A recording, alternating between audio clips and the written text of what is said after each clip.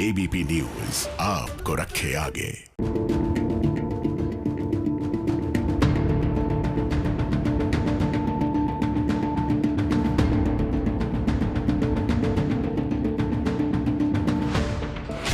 Horn का इशारा समझिए।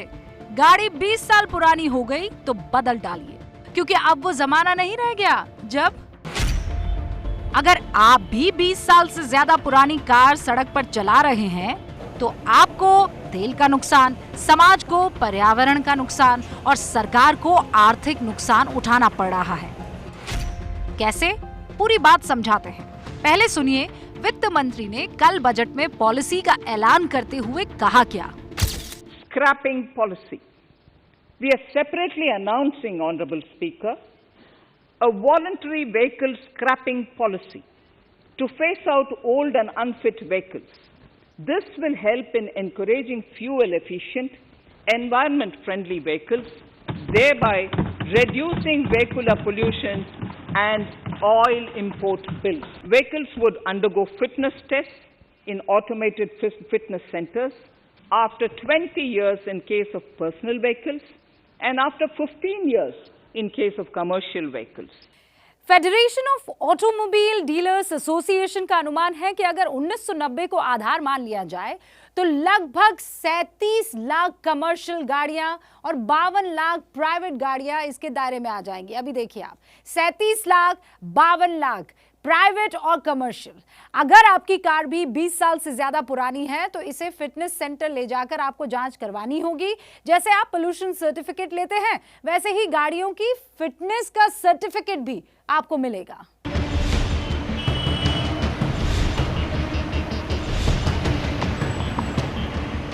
लेकिन क्या 20 साल पुरानी हर गाड़ी सड़क से हटा दी जाएगी? क्या आपकी पुरानी कार अब कबाड़ बन चुकी है? ये सवाल अगर आपके मन में है तो सुनिए, हमने भी यही सवाल ट्रांसपोर्ट मंत्री नितिन गडकरी से पूछा। मान लीजिए मेरे पिताजी का एक चेतक का स्कूटर है, वो पुराना स्कूटर है। अब वो परेशान इस बात को लेकर हो रहे हैं कि स्क्रैपिंग पॉलिसी जो आएगी ये न जाने क्या करेगी, मेरा स्कूटर छिन जाएगा। मैं आम शब्दों में आपसे समझना चाहती हूँ कि कैसे वो आदमी के लिए फायदे का सौदा होगा, क्योंकि उसने तो उसमें पैसा डाला है। 15 साल पुराना अगर कोई ट्रक है तो उसको आपको 2-4 दिन में मैकेनिक के पास जाना पड़ेगा। दूसरी बात, उसका जो एवरेज है वो एवरेज एकदम बहुत कम है। दूसरा, वो पोल्यूशन करने वाला है। तीसरा, उसकी स्पीड पिकअप उतना नहीं है। हम अभी पॉलिसी 15 दिन में डिक्लेयर करने वाले हैं, जिसमें आज मैं बता नहीं पाऊंगा आपको, पर उसमें जो पुरानी गाड़ी स्क्रैप करेगा उसकी गाड़ी की कीमत प्लस उसको मैन्युफैक्चरर से कुछ डिस्काउंट मिलेगा वो सर्टिफिकेट लेकर, और कुछ क्या हो सकता है हम देंगे। सरकार तो बता रही है कि जो पुरानी गाड़ी कबाड़ में बेचेगा उसे गाड़ी की कीमत के अलावा भी अलग से फायदा मिलेगा। लेकिन क्या इस पॉलिसी से किसी तरह की घबराने की जरूरत है? ये सवाल हमने ऑटो एक्सपर्ट से भी पूछा। इस पॉलिसी में आम वाहन चालकों को घबराने की कोई बात नहीं है, बल्कि इसमें राहत की बात है। अगर आपको याद हो एनजीटी के फैसले के बारे में, तो डीजल कार के लिए 10 साल की अवधि और पेट्रोल कार के लिए 15 साल की अवधि की बात कही गई थी। तो देखना होगा कि यहाँ की पॉलिसी के डिटेल्स क्या हैं। हो सकता है कि स्क्रैप करने पर सर्टिफिकेट मिले, जिसके तहत टैक्स में रिबेट मिल सकता है, रजिस्ट्रेशन चार्जेस में रिबेट मिल सकता है। स्क्रैपेज पॉलिसी जो है वो मैंडेटरी नहीं रखी गई है। एक्सपर्ट्स तो उम्मीद जता रहे हैं कि इससे फायदा होगा, लेकिन लोगों की राय क्या है? हमने अलग अलग शहरों में बात की। डिसीजन जो लिया गया वो काफी अच्छा माना जाएगा। पुरानी व्हीकल्स जो पॉल्यूट बहुत ज़्यादा कर रही हैं, तो इससे जो है छुटकारा हम तभी पाएंगे जब हम पुरानी गाड़ियों को ऑब्सोलीट करेंगे। गाड़ियाँ पुरानी होती जाती हैं, मेंटेनेंस कॉस्ट तो ज़्यादा मांगती है और पेट्रोल की कंजम्पशन भी बढ़ जाती है, डीजल की कंजम्पशन बढ़ जाती है। आपका पेट्रोल भी कम लगेगा और माइलेज भी ज़्यादा देगा और गाड़ी का रख रखाव भी ठीक होगा। पोल्यूशन के कारण लोगों को कितनी बीमारियां होती, तो हम आने वाली जनरेशन को अगर अच्छा एनवायरनमेंट देना चाहते हो तो डेफिनेटली कुछ स्ट्रॉन्ग स्टेप लेने पड़ेंगे। मैं चाहूँगा अगर सरकार कुछ इसको बायबैक वाला इंसेंटिव भी कुछ क्रिएट करे इंश्योरेंस से या किसी चीज़ से, तो लोगों को और इनकरेजमेंट मिलेगा। स्क्रैप नीति के तहत गाड़ी का कीमत लगा करके और गाड़ी को रखिए। स्क्रैप नीति बन गया तो कबाड़ी में आप जो है उसको बेचिए, प्लस भारत सरकार सब्सिडी दे और पर्याप्त सब्सिडी होना चाहिए और दोनों पैसा किसी बैंक को दे दे जो फाइनेंस करने वाली बैंक है। वैकल्पिक व्यवस्था किए हुए 15 साल के नाम पर और ये रोजगार को खाने का काम करेगी तो हम पुरजोर तरीका से विरोध करेंगे। स्क्रैप पॉलिसी लागू होने से कार बाजार में क्या फर्क आएगा उसे समझिए। अभी पुरानी गाड़ियां कबाड़ में बेची जाती है, किलो के भाव से गाड़ियों की बॉडी बिकती है और कुछ पार्ट्स अलग से बेचे जाते हैं। लेकिन पॉलिसी लागू होने के बाद पूरा सिस्टम तैयार होगा। कंपनियों को स्क्रैपेज प्लान्स लगाने होंगे जिसमें ज्यादा बेहतर तरीके से पुराने पार्ट्स निकाले जाएंगे जिसका इस्तेमाल हो सकेगा। स्क्रैप पॉलिसी लागू होने से गाड़ियां भी सस्ती हो जाएंगी। आपको ये अजीब लग रहा होगा सुनकर, लेकिन मैं आपको समझाती हूँ कैसे।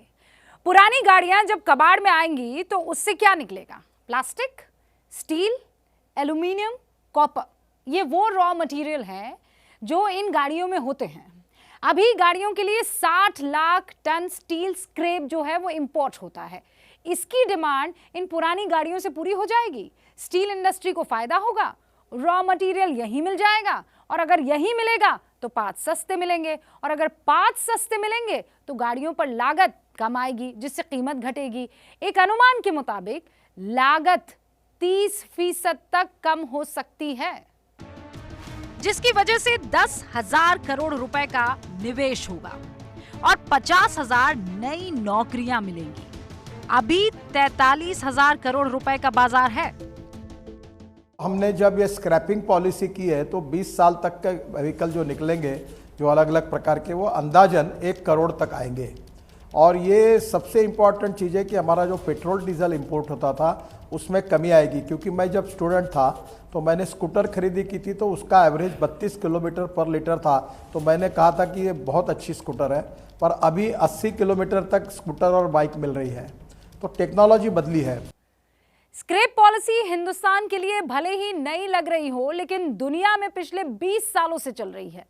2008 में जर्मनी में तो 9 साल पुरानी गाड़ियां, जी हां 9 साल पुरानी गाड़ियां बेचने पर करीब 2 लाख रुपए इंसेंटिव दिए जाने लगे थे, जिससे 1 साल में नई गाड़ियों की खरीद में आपको पता है 40% तक इजाफा हो गया।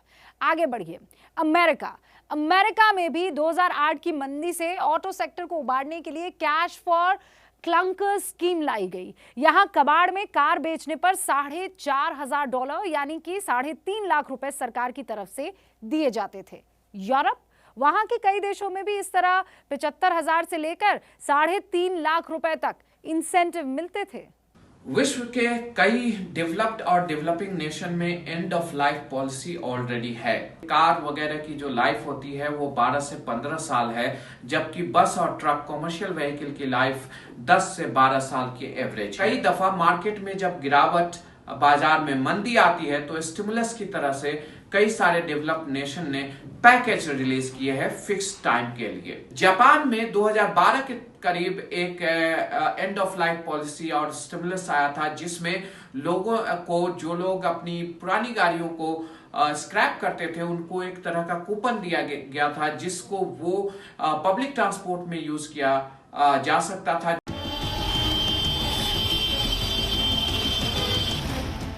ये तो हुई पैसों के फायदे की बात, लेकिन पुरानी गाड़ियां सड़कों से अगर कम होंगी तो हमारी और आपकी सांसें भी दुरुस्त रहेंगी।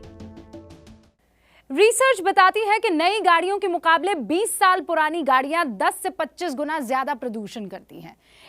इसको आप ऐसे समझिए, 20 साल से पुरानी गाड़ियां सड़क पर 1% से कम है, लेकिन प्रदूषण फैलाने में आप देखिए इसका हिस्सा जो है वो 15% का है। और जहां तक तेल की बात है तो सालाना 80 लाख टन तेल का आयात इसकी वजह से कम होगा। मतलब देश में तेल की खपत भी घटेगी।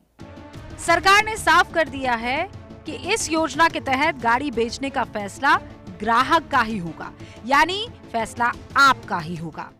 अब आपको कुछ दिखाना है। मान लीजिए ये आपकी गाड़ी है, ये रही आपकी गाड़ी, कुछ 15-20 साल पुरानी है और आपको ये लग रहा है कि अगर मैं सड़क पर लेकर इस गाड़ी को आया तो ऐसे ही कुछ सरकार जो है टो करेगी और लेकर चली जाएगी। ऐसा नहीं होने वाला है, इसीलिए निश्चिंत रहिए। वैसे 20 साल से ज्यादा पुरानी गाड़ियां सड़क से हटी तो न सिर्फ हवा साफ होगी बल्कि तेल का खर्च भी घटेगा और नई गाड़ियों की बिक्री से बाजार भी राहत की सांस लेगा।